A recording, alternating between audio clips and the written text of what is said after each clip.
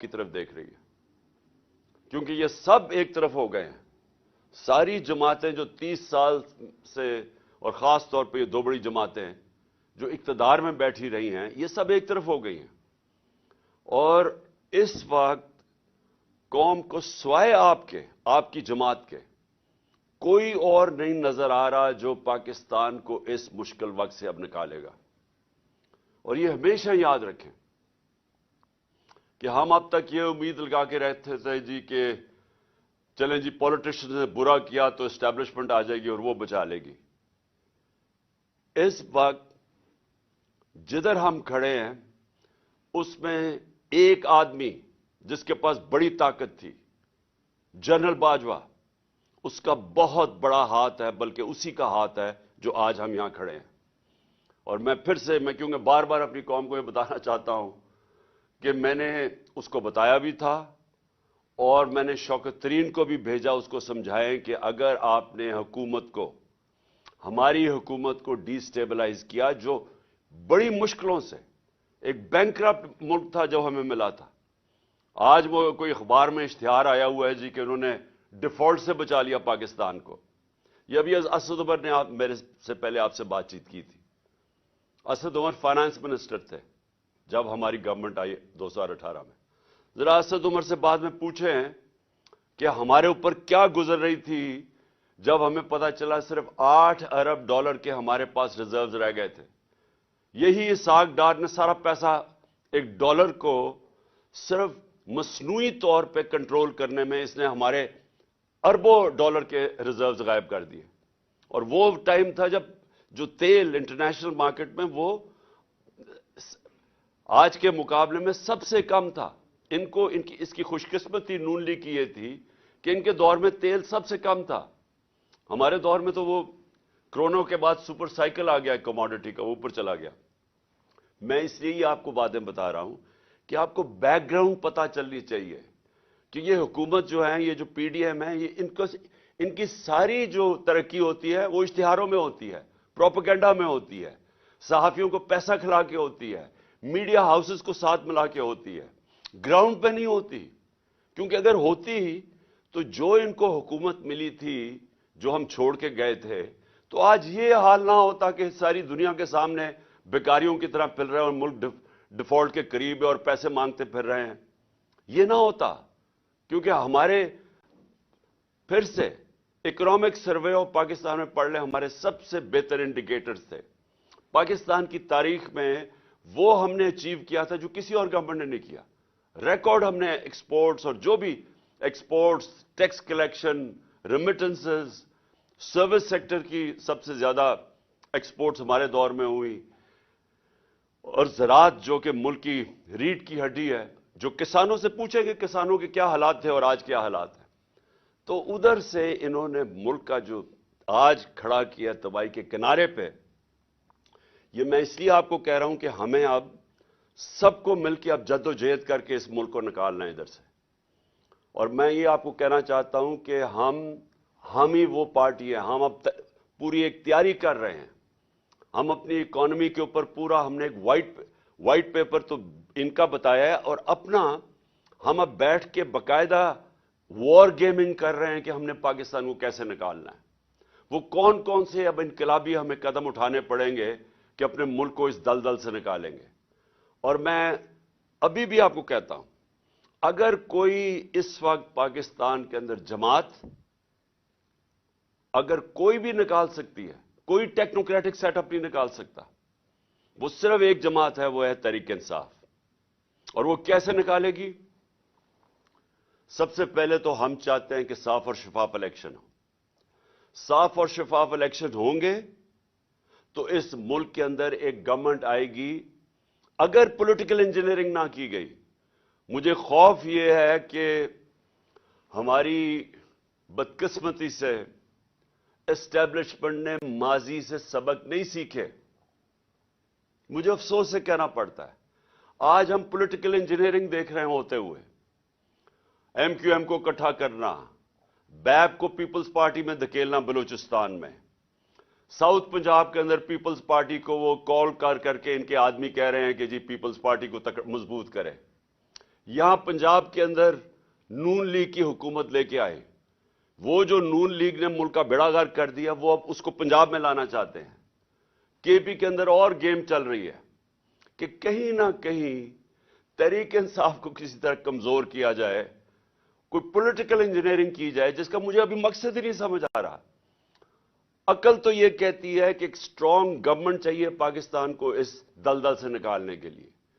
अगर ये political engineering करके कमजोर सा सेटअप लेके आना है, तो वो तो वैसे ही मुल्क को संभाल नहीं सकता, क्योंकि जो बिजनेस कम्युनिटी है, जो सरमायाकार हैं, जो इन्वेस्टर्स हैं, जो पाकिस्तान के अंदर बैठे हैं, जो पाकिस्तान के बाहर हैं, जिन्होंने पाकिस्तान में जब तक वो इन्वेस्टमेंट नहीं करेंगे, जब तक बिजनेस कम्युनिटी का एतमाद नहीं बहाल होगा, तो पाकिस्तान तो क्या भीख मांग के तो नहीं निकल सकता ना इसमें से।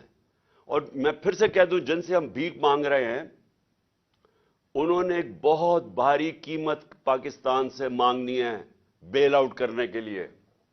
वो बड़ी कीमत वो पाकिस्तान की सलामती के ऊपर, उसके ऊपर हम कॉम्प्रोमाइज करके वो कीमत देंगे उनको। मुल्क का मुस्तकबिल खतरे में डाल के वो जो कीमत मांग रहे हैं वो देनी पड़ेगी। लिहाजा एक ही तरीका है, एक मजबूत और गवर्नमेंट आए जिसको लोगों को और बिजनेस कम्युनिटी को एतमाद हो कि 5 साल के लिए आई है।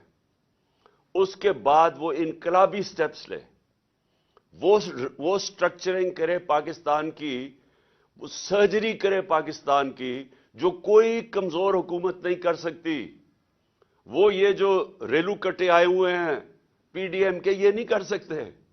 इनको तो सारा वक्त डर है, इनका तो सबको पता चल गया ना कि मकसद क्या था, अपनी चोरी को छुपाना।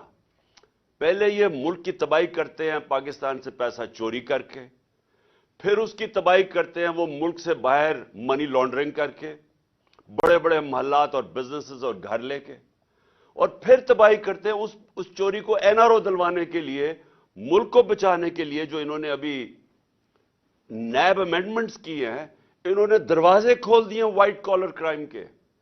अपनी चोरी बचाने के लिए इन्होंने करप्शन को लाइसेंस दे दिया है, छोटी चोरी को नहीं। वो जो पटवारी लेवल की चोरी या थानेदार लेवल की चोरी, वो नहीं, वो तो लोगों को तंग करती है, लेकिन वो मुल्क को तबाह नहीं करती। मुल्क को तबाह करती है व्हाइट कॉलर क्राइम। जब प्राइम मिनिस्टर मुल्क से पैसा चोरी करता है, जब उसके वजीर चोरी करते हैं, जिसको कहते हैं क्रोनी कैपिटलिज्म, कि वो वजीर और प्राइम मिनिस्टर बड़े बड़े सरमायाकारों या बिजनेसमैन से मिलकर जब चोरी करते हैं और वो मुल्क से फिर चोरी करके पैसा बाहर भिजवाते हैं, ऐसे मुल्क तबाह होते हैं। ये सिर्फ पाकिस्तान का मसला नहीं है, ये आज अगर आप सारी दुनिया की डेवलपिंग वर्ल्ड देख लें, डेवलपिंग वर्ल्ड का मतलब जिधर गुर्बत है, वो सारी दुनिया के उन मुल्कों में जिधर गुर्बत है, वहां सब इस तरह की चोरी हो रही है। व्हाइट कॉलर क्राइम पकड़ी नहीं जाती वहां, वो पैसा चोरी करके बाहर भेजते हैं ऑफशोर बैंक अकाउंट्स में, लंदन जैसे बड़े बड़े मेफेयर के फ्लैट्स में, वन हाइड पार्क जिधर को कुछ 10 अरब रुपए का जनाब शरीफ खानदान के बेटे के घर में रहता है। ये चोरी तबाह करती है कौमों को। डॉलर कम होते हैं, रुपए की कीमत गिरती है, रुपए की कीमत गिरती है, महंगाई आती है, महंगाई आती है, गुर्बत बढ़ती है।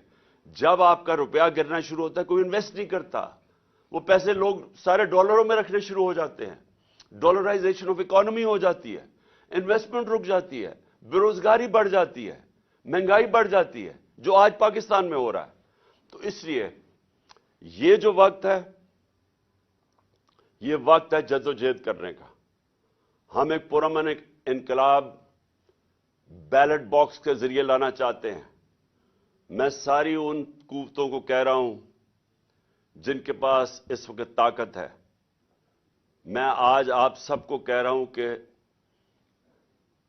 अगर आप आज सब मिलके, सारे इदारों को मैं कह रहा हूं कि ये पाकिस्तान हम सब के हाथ से निकल जाएगा।